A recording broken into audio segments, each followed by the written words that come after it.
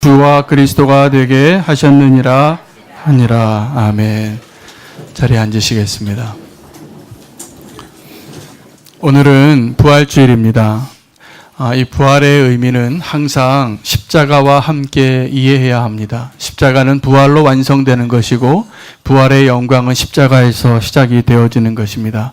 그래서 이 십자가와 부활은 동전의 양면과 똑같고 또 연속되어진 하나의 사건입니다.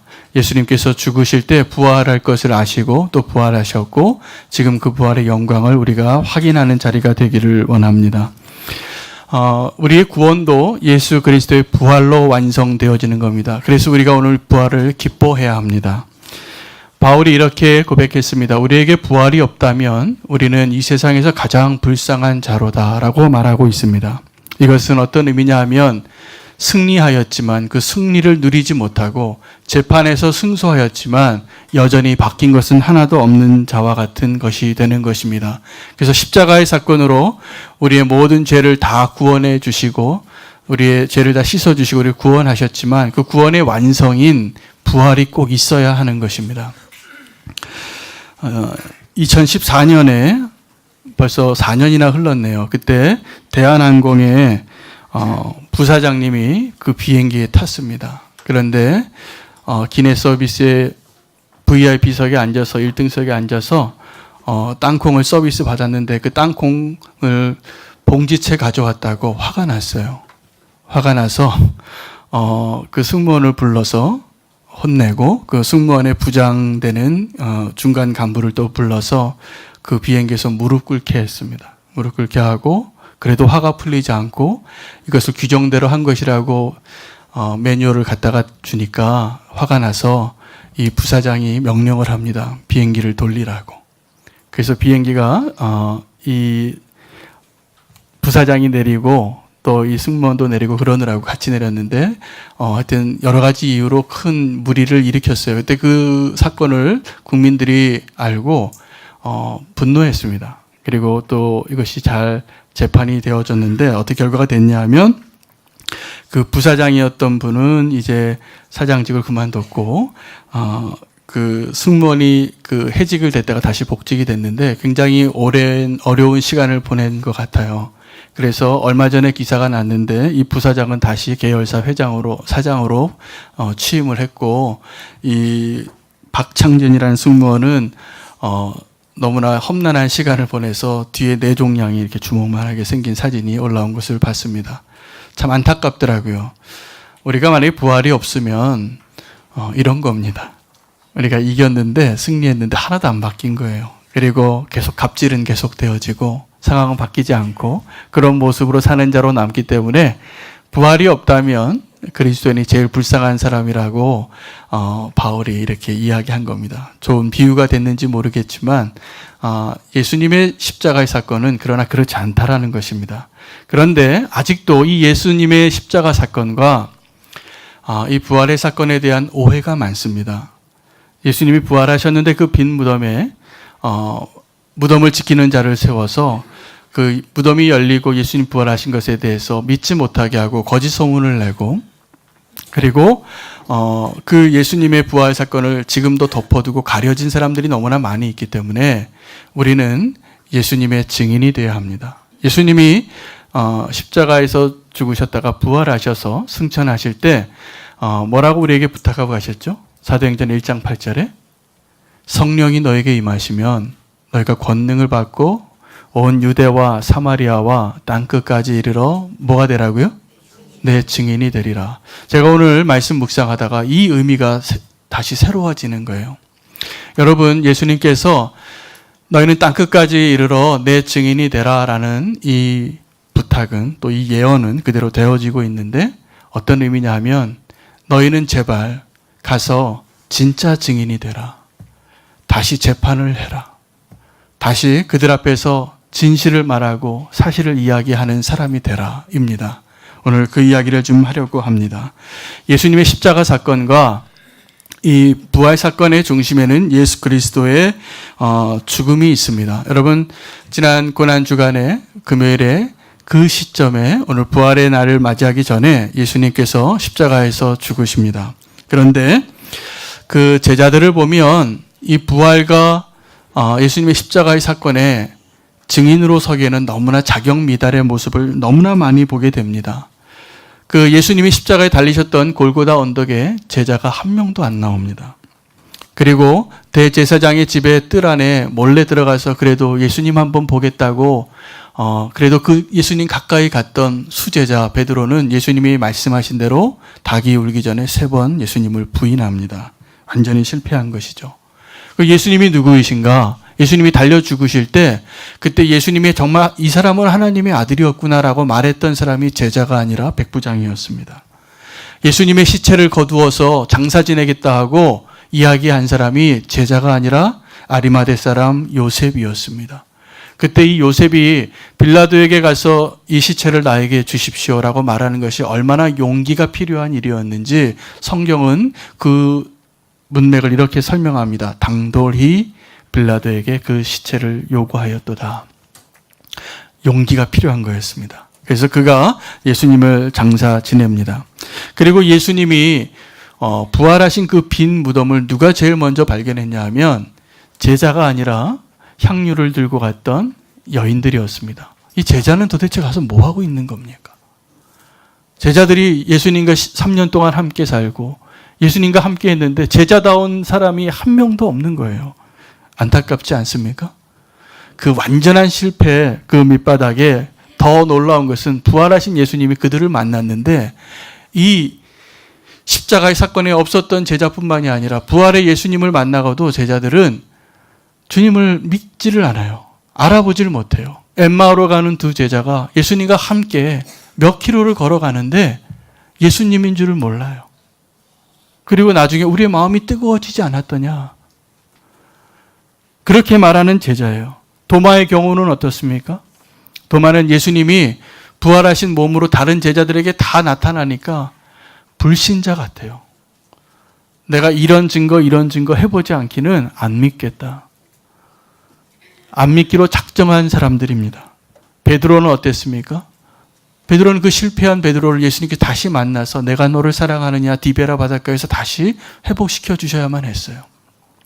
부활하시고 나서 예수님이 얼마간 그 땅에 남아 계셨습니다. 40일 정도를 남아 계시는데 이 제자들의 모습은 더 실망스러운 거예요. 그 실망스러운 그 제자의 모습이 완전히 바뀌는 순간이 있는데 언제냐 하면 그 사도행전 2장에 오늘 본문이 그 2장의 한 부분이에요. 오늘 본문은 그 2장에 오순절 성령이 강림해서 베드로가 설교하던 그 내용의 일부분입니다. 그런데 예수님께서 이 실망스러운 제자들을 바꾸시기 위해서 준비한 게 뭐냐 하면 성령을 받으라 해요. 성령을 받으면 우리가 바뀔 거라 믿습니다. 우리가 그 제자들이나 우리나 다 비슷하지만 이제 하나님께서 성령이 우리에게 임하시면 놀라운 역사를 시작하게 됩니다. 그 성령을 받기 위해서 예수님이 이렇게 부탁을 합니다. 너희는 예루살렘을 떠나지 말고 내게서 들은 바 아버지께서 약속하신 것을 기다리라. 근데 그 기다리는 일이 어떤 거냐면 두려운 일이었어요. 그래서 제자들이 모일 때마다 문을 다 걸어 닫고 있었습니다. 오늘 새벽에도 그 말씀으로 나눴는데 새벽 기도에도 도마가 맨 처음에 함께 있지 않았던 그 제자들이 모인 방에도 문을 걸고 있었다라고 있어요. 아주 든든하게 닫고 있었습니다. 그 얘기는 무슨 얘기냐면 누구도 찾지 못하게 두려워서 숨어 있었다는 것이죠. 나중에 도마가 있을 때 갈 때도 그때 문이 닫혔습니다. 오늘 오순절 성령 강림이 임할 때도 문이 닫혔습니다. 그런데 성령이 임하십니다. 그것이 성령에 임하시니까 어떻게 무슨 일이 일어나게 되냐 하면 그 제자들이 방언을 하고 머리에 불의 혀 같은 게 나타나고 바람이 불고 그리고 방언을 하기 시작합니다. 근데 이 방언을 하는 것이 다른 사람들이 보기에는 술 취한 사람 같은 거예요. 그래서 베드로가 일어나서 그때 당시에 많은 사람들이 나와 있었습니다. 그 이야기를 그 술 취한 사람 같이 보이는 성령 충만한 오순절 성령 강림의 모습을 어떤 사람들이 봤는지를 이렇게 좀 지루할 정도로 그 다른 나라의 말들을 들었기 때문에 난곳 방언으로 그 사람들을 이렇게 기록합니다. 바데인, 메데인, 엘람인, 메소포타인, 유대인, 갑바도기아, 본도, 아시아, 부르기아, 밤빌리아, 애굽, 구레네, 리비아, 로마, 유대, 그레데, 아라비아 사람들이 들었어요. 이 사람들이 다 자기 나라 말로 하는 방언을 들은 것인데 그 방언의 내용이 뭐냐 하면 하나님의 큰 일을 말하고 있었어요.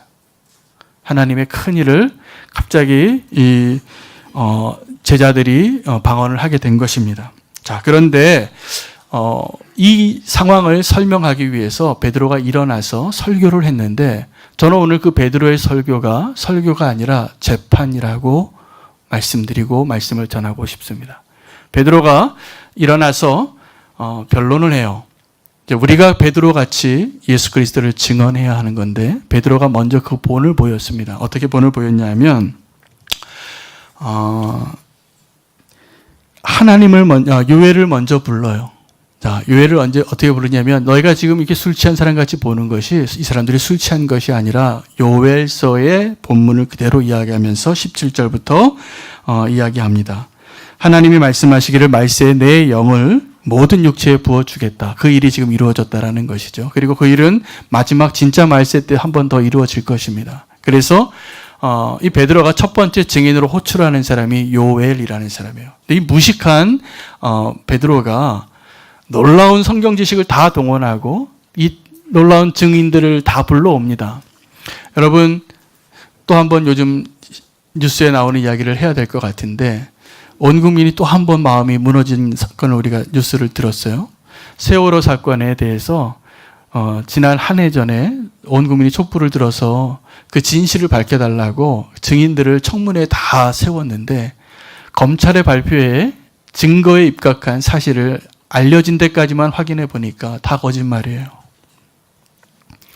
다 거짓말을 맞추기 위해서 시간도 바꾸고 안 본 것도 봤다고 하고 안 한 것도 했다고 하고 거짓을 위한 증언을 한 것이 다 드러난 거예요. 그래서 다시 증언을 해야 돼요. 여러분 우리가 예수 그리스도의 부활의 증인으로 산다는 것은 어떤 거냐 하면 이런 겁니다. 세월호 사건이 거짓으로 증언했던 사람들의 증언이 있었는데 우리가 진짜 증언을 할게요 라고 말하는데 이 진짜 증언을 땅끝까지 가서 하라는 거예요. 땅끝까지. 자, 요엘의 증언을 먼저 소개하고 두 번째 증인이 누구냐면 하나님이에요. 뭐라고 얘기하냐면 베드로가 일어나서 22절에 이스라엘 사람들아 이 말을 들으라. 너희도 아는 바와 같이 하나님께서 나사렛 예수로 큰 권능과 기사와 표적을 너희 가운데서 베푸사 너희 앞에서 그를 증언하셨느니라. 누가 증언했냐 하면 하나님이 증언하셨다는 거예요. 어떻게요? 이 예수님이 누구이신가를 지금 하나님이 말씀해 주셨는데 어떤 의미냐 하면 예수님이 이 땅에서 기적과 이적을 베푼 것은 하나님이 아니면 할 수 없는 일이었다는 거예요. 그래서 하나님이 증언하신 거예요. 그래서 베드로의 설교 가운데 두 번째 증인, 하나님이 증인으로 나와서 하시는 변론은 뭐냐면 예수님이 하나님이었다. 여러분, 세례 요한이 예수님과 함께 동시대에 사역을 했는데 세례 요한이 옥에 갇히니까 두려워졌어요. 내가 지금 잘못된 인생을 살았나? 내가 지금 제 길을 걸은 것이 맞는가? 궁금해서 제자들을 보냅니다. 예수님에게. 그래서 이렇게 물어요. 그에게 가서 이렇게 물으라. 그 선생에게 당신이 우리가 기다리던 그 사람이 맞습니까? 그랬더니 예수님이 뭐라고 대답하냐 하면 그에게 이렇게 대답하라 라고 말하면서 눈먼 자가 눈을 뜨고 앉은 뱅이가 일어나고 죽은 자가 살아나는 것을 본 적이 있느냐? 이게 무슨 얘기냐 하면 이런 기적은 하나님만 할 수 있는 거예요. 그래서 그게 대답이 된 거예요. 세례 요한이 물었던 그 질문에 그가 내가 기다려야 하는 그 자가 맞습니까? 맞다는 거예요. 그것을 하나님이 증언하고 있는 것입니다. 여러분 이제 세 번째 베드로의 설교 가운데 세 번째 증언의 내용은 뭐냐면 누가 예수님을 죽였는가입니다. 베드로의 설교 가운데 이걸 설명하고 있는 겁니다. 누가 예수님을 죽였을까요? 여러분 누가 죽였다고 생각합니까? 한번 생각해 보세요. 예수를 십자가에 못 박으라고 외쳤던 그 성난 군중들이 죽였습니까? 아니면 예수가 죄가 없다라는 것을 알고 손을 씻고 그럼에도 불구하고 사형 선고를 내린 빌라도가 죽였습니까? 아니면 로마 병정이 마지막에 못을 받고 창으로 찔렀으니까 로마 병정이 죽인 것입니까? 아니면 예수님을 죽이고자 3년 동안 쫓아다녔던 대제사장들이 죽인 것입니까? 아니면 예수님의 제자 가운데 예수님을 배신한 가룟 유다가 죽인 것입니까? 아니면 예수님을 부인하고 도망친 베드로가 죽인 것입니까? 제가 지금 계속 물었는데 답변을 하나도 안 하셨어요. 누가 죽였습니까? 죄인이 죽였어요. 제가 말씀드린 이 모든 사람을 포함하여, 우리를 포함하여 죄인이 죽인 것입니다. 그런데 제가 오늘 말씀 묵상하다가 또 하나의 살인범을 발견했어요. 누군지 아십니까? 하나님이세요. 23절에 이렇게 기록되어 있습니다. 그가 하나님께서 정하신 뜻과 미리 아신 대로 내어준 바 되었거늘 너희가 법 없는 자들의 손을 빌려 못 박아 죽였으나, 이 23절의 말씀에는 진범과 공범이 있는데 실제로 이 예수 그리스도가 죽임 당하는 일에 허락하신 분이 하나님이셨다는 거예요. 결론이 뭐냐 하면 우리가 다 죽였어요. 하나님을 포함해서 우리 모두가 다 예수님을 죽인 거예요. 이 자리에 한 사람도 예수님을 죽인 자에 내가 그 사람이 아니라고 말할 수 있는 사람이 한 사람도 없다라는 사실을 제가 말씀 준비하면서 깨닫고 정말 울었어요.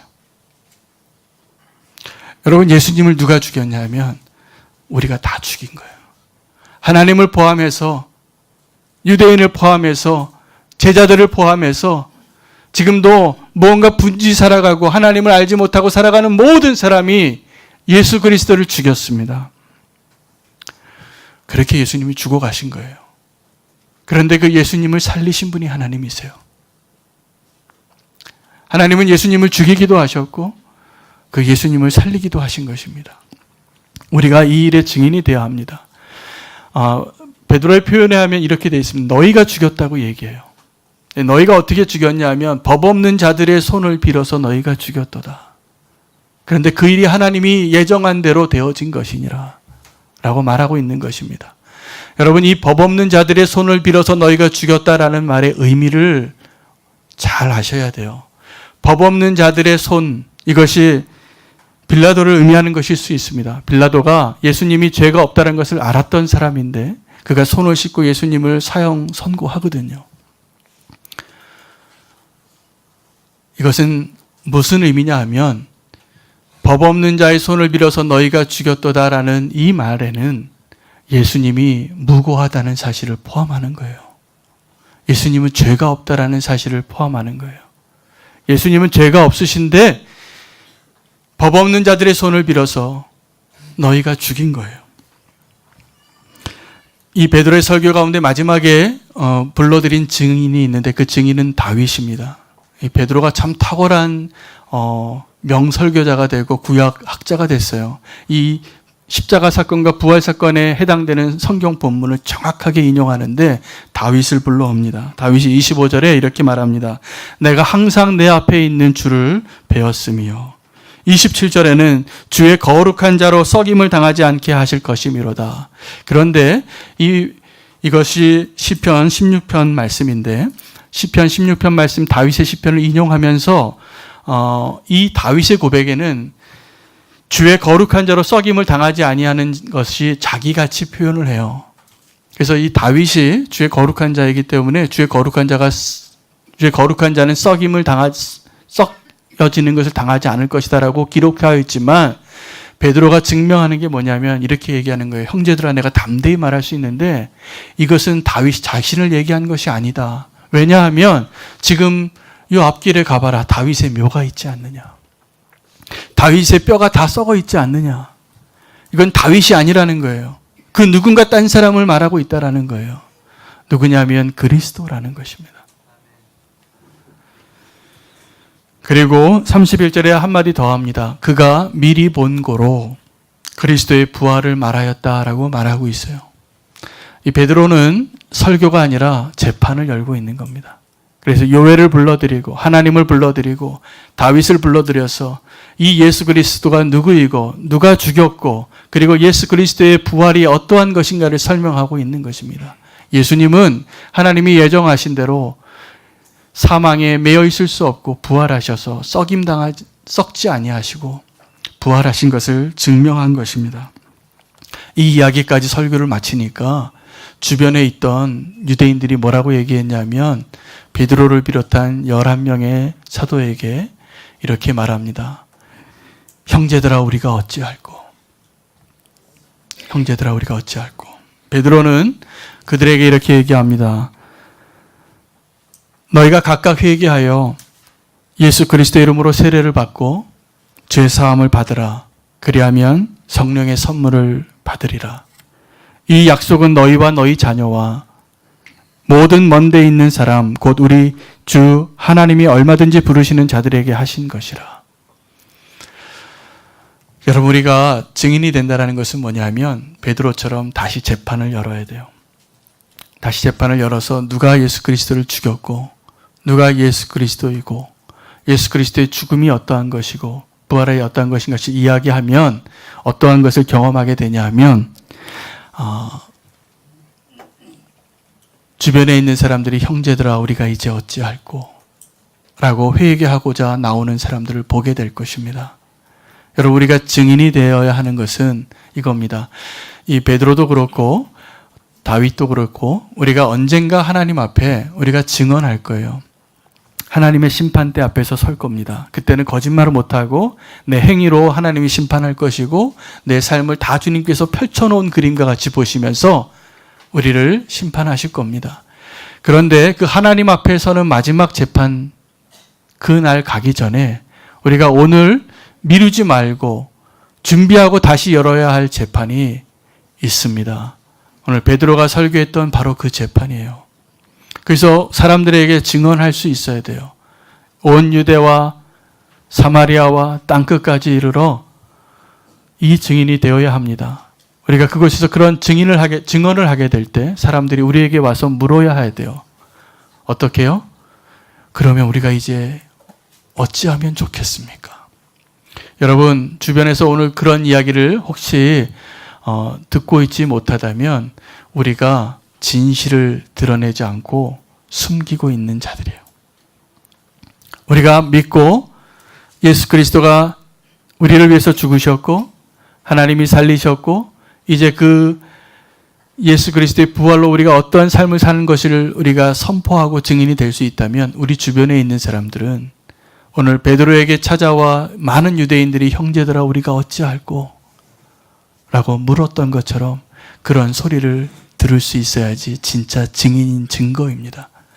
그 소리가 들리지 않는다면 우리의 침묵을 깨시고 우리의 침묵을 깨고 예수 그리스도를 온전히 증거할 수 있는 증인들이 되시기를 축복합니다. 우리가 이 땅에 구원받고 살아있는 이유는 그거 하나입니다. 우리가 이 땅에서 잘 먹고 잘 사는 일에 너무 그렇게 나의 모든 것을 쏟아서 살려고 하지 마세요. 하나님 우리의 필요를 아셔서 다 살려주세요. 그래서 무엇을 먹을까 무엇을 입을까가 우리의 삶의 목적이 아니에요. 그것 때문에 하나님이 원하시는 것을 보지 못하고 믿음으로 살지 못하는 것처럼 안타까운 게 없어요. 우리의 삶의 목적은 땅끝까지 가서 이 예수 그리스도의 십자가와 부활의 증인이 되기 위해서 사는 겁니다. 그것을 위해서 우리가 아는 것, 우리가 경험한 것, 우리 안에 계시는 성령님께서 드러날 수 있도록 삶을 사는 것이 마땅합니다. 교회 안에서 우리 성도가 어떠한 모습이 되어야 맞습니까? 무엇을 먹을까 무엇을 입을까가 우리의 대화의 중심이고 우리의 기도의 내용이고 그것을 위해서 사는 것을 안타까워하셔야 돼요. 정말 안타까워하셔야 돼요. 우리가 예수 그리스도를 죽여놓고 증거하지 못하는 자이기 때문에 그래요. 이제는 정말 주님이 원하시는 대로 믿음으로 사시기를 바랍니다. 증인이 되시기를 바랍니다. 그 두려움을 이기시고 승리한 부활의 소망으로 살기를 원합니다. 우리가 살아야 할 이유가 있다면 그것이지 딴 거 아니에요. 차라리 여기서 빨리 끝내고 하늘나라 가는 게 나아요. 그거가 없다면. 주님을 증거하는 일에 한 사람도 예외되지 않고 주님이 원하시는 그 모습으로 예루살렘과 유대와 사마리아와 땅끝까지 이르러 증인 되시는 우리 새빛교회 성도님들 되기를 축복합니다. 기도하겠습니다. 하나님, 부활절을 맞이해서 우리가 다시 열어야 할 그 재판에 대한 말씀을 다시 듣게 하시니 감사합니다. 성령이 임하여서 오순절 다락방에 모여있던 제자들이 술 취한 자처럼 방언을 하고 성령의 충만함을 받았습니다. 오늘 우리에게 그 은혜를 더하여 주셔서 베드로의 고백처럼 우리가 분명한 증인이 되기를 원합니다. 그 증언하는 것을 미루지 않게 해주시고 그것을 위해서 사는 것을 뒤로 여기지 아니하고 주님 오시는 그날 이전에 우리가 보냄받은 그곳에서 온전한 증인으로 살게 하여 주시고 우리 새빛교회가 그 증인들로 모여진 아름다운 교회가 되게 해 주시옵소서. 주님, 아직도 우리는 염려하고 삽니다. 무엇을 먹을까, 무엇을 입을까가 우리의 기도의 제목이 바뀌지 않고 있습니다. 주님, 너무나 마음이 아픕니다. 우리를 변화시켜 주셔서 믿음의 길로 들어서게 하시고 주님이 원하시는 진정한 증인으로 땅끝까지 가게 하여 주시옵소서. 그것을 가로막는 그 모든 것들을 다 무너뜨려 주시고 주님 앞에 온전한 증인으로 살게 하여 주시옵소서. 예수 그리스도 이름으로 기도하옵나이다. 아멘.